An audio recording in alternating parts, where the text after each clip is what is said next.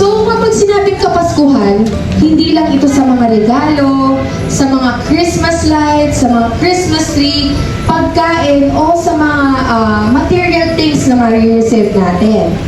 Alam niyo ba ang mas mahalagang dahilan kung bakit tayo nagdiriwang ng Pasko? Di ba nabanggit niyo na kanina?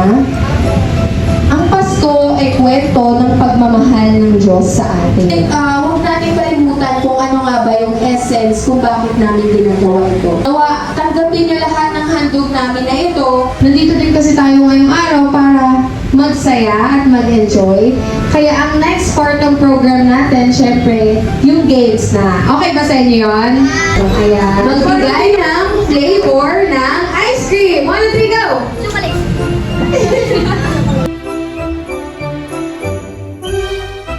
Ikaw, kuya, Miss Mugi. Dito, Chris.